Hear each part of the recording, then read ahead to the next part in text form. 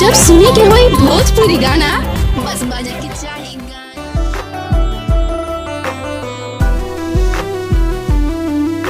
Presented by Purvaya Films Production Samastipur. आजुआ चारा के कोर तू छोड़ा जइबू का।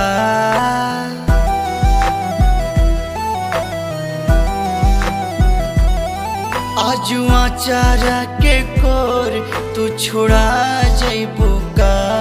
जाते जाते अपन बेटवा के रोआ जइबू का। जाते जाते अपन बेटवा के रोआ जइबू का। तू रोआ जइबू का।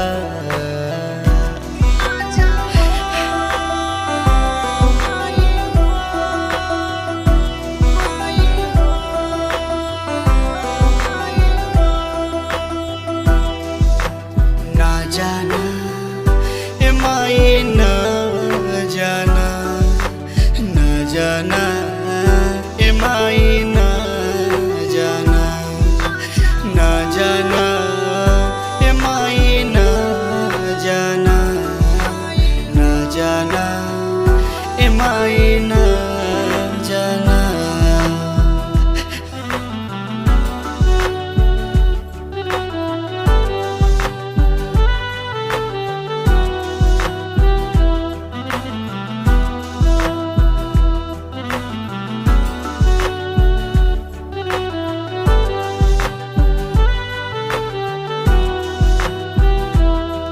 माई माई कह के हम के करा के बुलाई बहो।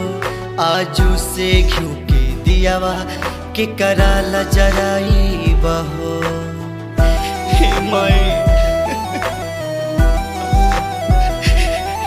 माई माई कह के हम के करा के बुलाई बहो।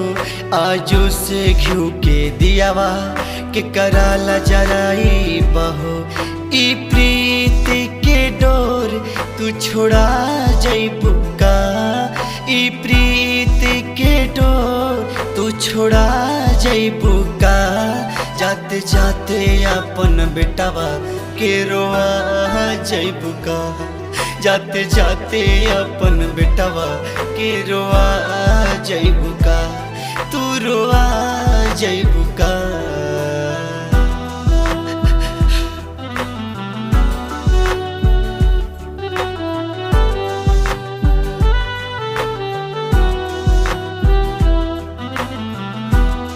Presented by Purvaya Films Production Samastipur.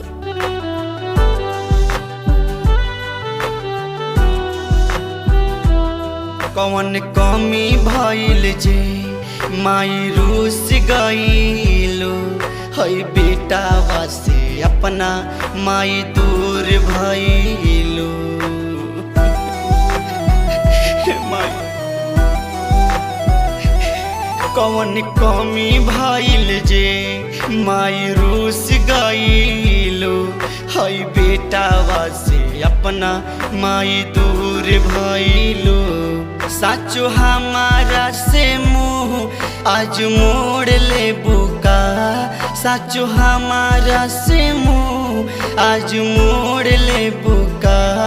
जाते जाते अपन बेटवा के रोआ जइबू का। जाते जाते अपन बेटवा के रोआ जइबू का। तू रोआ जइबू का।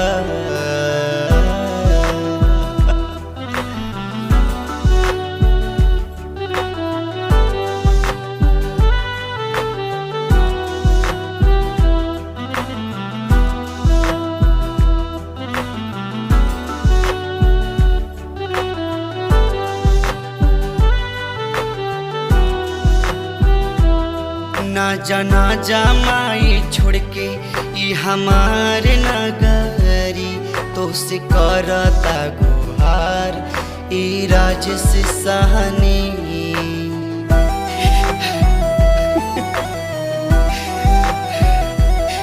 तू ना जमाई छोड़ के ई हमारे नगरी।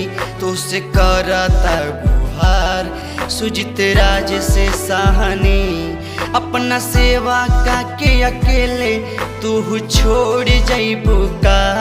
अपना सेवका के अकेले तू छोड़ जइबू का। जाते जाते अपन बेटवा के रोआ जइबू का।